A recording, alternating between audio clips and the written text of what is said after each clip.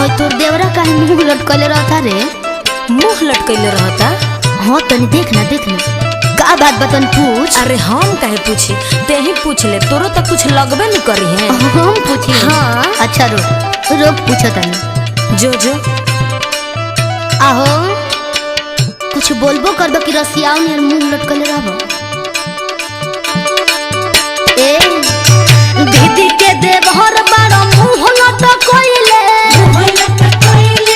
अरे बोलो लागता कि ढेर दिन से नहीं खतु खइले।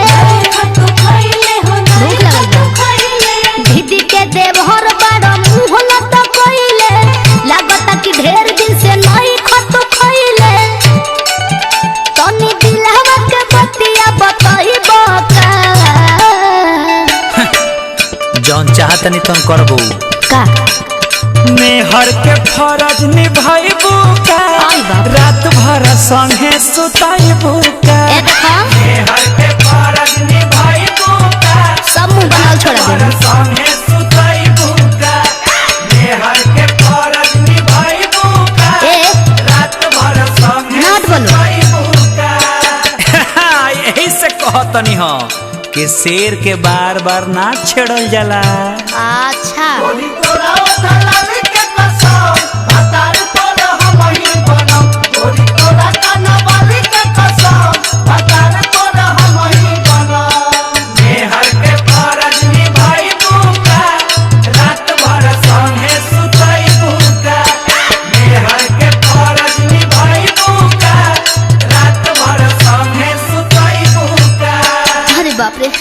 यही से कहल जाला कि आजकल भलाई के जमाना नहीं खे। कहला गइल हम तो धावल धूपल जी राउर हाल पूछे आईनी। रउआ मौका के हमरा के धक खोज आईनी। रउआ मौका पाके हमरा के धक खोज आईनी। अरे तभी कुछ कोयले कहा बानी, अब दीपिना खानी पहुंची ओइले कहा बानी। ए हमारा दिल बड़ा जानी, तू तो वाइफ खानी बड़ा। काहे छुआला बाछी लेखा छना कत बड़ा। खत्म मार दे। ओहो एकदम खत्म बाड़े सन। खबरदार हमरा देवर के कुछ कहलू तो हट सट जनी ढेर गरही बोके। मेहर के फरज निभाइबू का, रात भर संगे सुताइबू का। मेहर के फरज निभाइबू का, रात भर संगे सुताइबू का।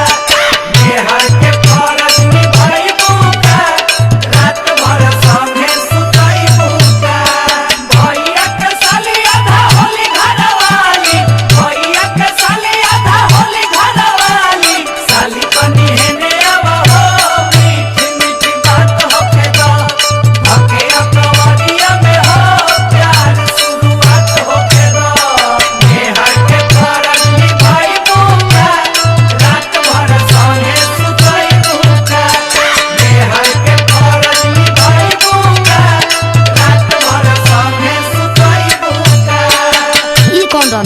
छोड़ो हमरा के छोड़ो छोड़ो तब का भइल ठीक के कहल बाकी मोरो के जात होला बाऊ। एतनो देलो पर कृष्ण जिया मंगबे करबो आओ।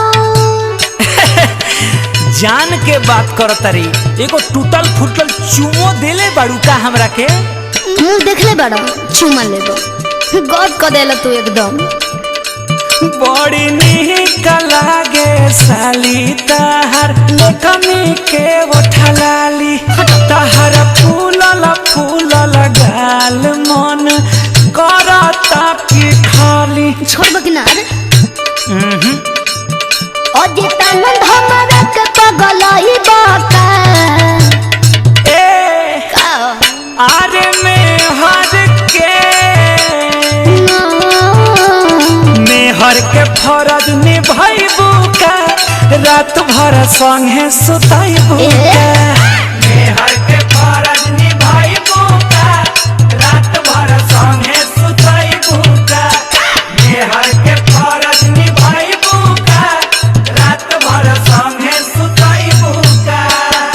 ड्राइवर जी, ये बात ठीक नहीं खे, पहले बियाह करे के पड़ी। मेहर के